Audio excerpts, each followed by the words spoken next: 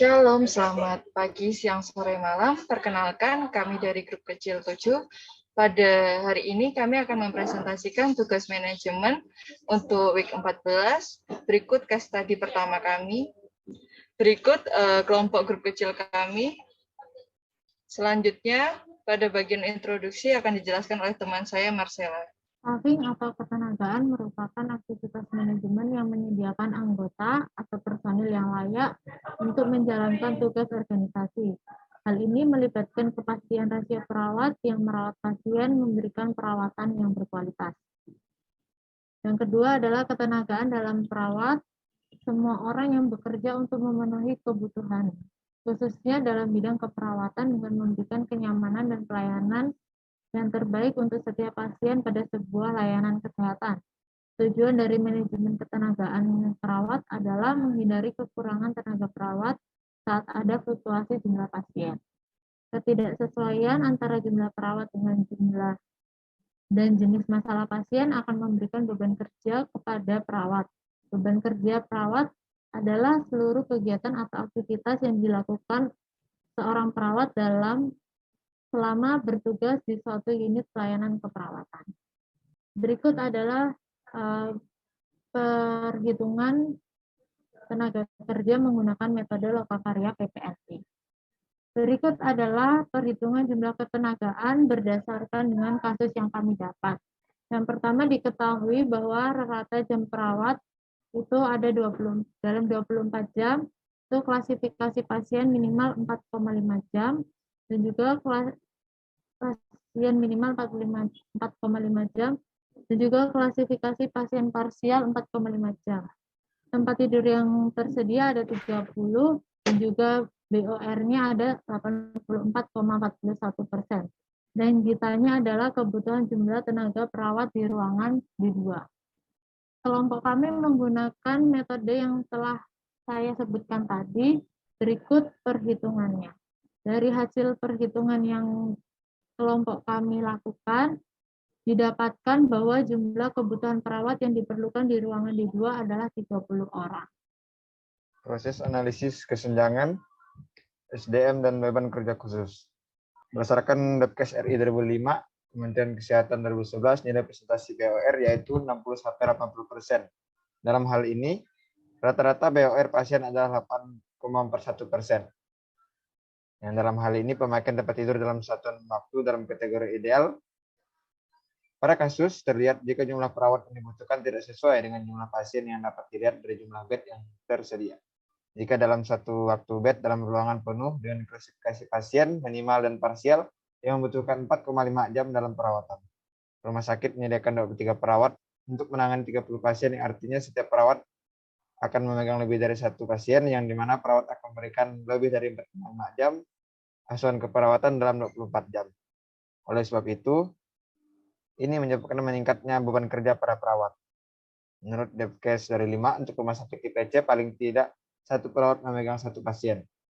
Hasil perhitungan didapatkan jika seharusnya di ruangan D2 harus memiliki jumlah perawat sebanyak 32 orang untuk menangani 30 pasien agar dapat memberikan asuhan keperawatan yang optimal. Ketidakseimbangan antara ketenagaan perawat dengan beban yang diterima sering disebut dengan beban kerja. Pada kasus terlihat jika satu perawat akan menerima lebih beban kerja dari yang seharusnya, sehingga perawat akan ada kemungkinan kurang memberikan asuhan keperawatan yang maksimal karena membagi waktu.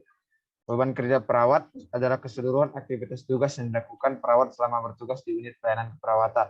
Beban kerja ini terlalu banyak dapat berpengaruh pada kinerja perawat serta produktivitas dalam melakukan tugas dan beban kerja. Dapat menimbulkan kelelahan secara fisik maupun mental sehingga mempengaruhi emosional perawat. Kemudian dampak negatif dari beban kerja yaitu emosi perawat yang tidak sesuai dengan harapan pasien sehingga diperlukan penambahan jumlah perawat yang sebanding. Kemudian perhitungan jumlah perawat menjadi hal yang penting pada sebuah rumah sakit. Ini sangat penting karena memberikan kepuasan bagi pasien karena sebagai rambu-rambu untuk menentukan seberapa banyak jumlah perawat dibutuhkan, mempertimbangkan kemampuan finansial dan beban tugas yang diberikan. Berikut strategi dan perencanaan. Strategi yang dapat dilakukan dari masalah kasus di atas adalah membuat visi dan misi, mengkaji kondisi lingkungan, menentukan tujuan agar setiap tenaga keperawatan mengetahui tujuan dari tanggung jawabnya untuk memberikan pelayanan yang optimal. Selain itu, dapat dilakukan pembinaan dan konseling yang bertujuan membantu perawat dalam masalah di tempat kerja. Yang kedua yaitu perencanaan. Yang pertama, rekrutmen dan seleksi. Yang kedua, menentukan kategori perawat untuk pelayanan keperawatan.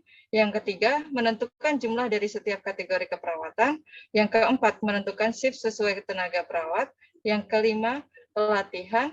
Yang keenam, pengembangan tenaga perawat. Yang ketujuh, melakukan evaluasi dan refleksi ketenagaan perawat secara terjadwal. Kesimpulan. Tujuan manajemen ketenagaan adalah untuk menghindari kekurangan dan kelebihan tenaga perawat saat ada fluktuasi jumlah pasien. Oleh sebab itu, dilakukan pengaturan staf dan penjadwalan untuk mengelola keperawatan dan memenuhi kebutuhan pasien. Perhitungan ketenagaan perawat dalam satu ruangan menggunakan metode lokakarya PPNI. Dalam pekerjaan terdapat beban kerja perawat, yaitu jumlah anggota staf keperawatan diperlukan untuk memberikan asuhan dalam jangka waktu tertentu. Dalam kasus, hasil perhitungan didapatkan jika seharusnya di ruangan D2 harus memiliki jumlah perawat sebanyak 32 orang untuk menangani 30 pasien agar dapat memberikan asuhan keperawatan yang optimal. Pada kasus terlihat jika satu perawat akan menerima lebih beban kerja dari yang seharusnya, sehingga perawat akan ada kemungkinan kurang memberikan asuhan keperawatan yang maksimal karena harus membagi waktu. Strategi yang dapat dilakukan dari masalah kasus di atas adalah membuat visi dan misi, mengkaji kondisi lingkungan, menentukan tujuan agar setiap tenaga keperawatan mengetahui tujuan dari tanggung jawabnya untuk memberikan pelayanan yang optimal. Perencanaan yang dapat dilakukan untuk 5 tahun ke depan antara lain rekrutmen dan seleksi, menentukan kategori perawat untuk pelayanan keperawatan, menentukan jumlah dari setiap kategori keperawatan, menentukan shift sesuai tenaga perawat, pelatihan, pengembangan tenaga perawat, melakukan evaluasi dan refleksi ketenagaan perawat secara terjadwal. Sekian presentasi dari grup kecil 7. Berikut referensi yang dapat kami gunakan. Kami minta maaf jika ada salah dalam hal penulisan maupun perkataan. Sekian, terima kasih. Tuhan Yesus memberkati.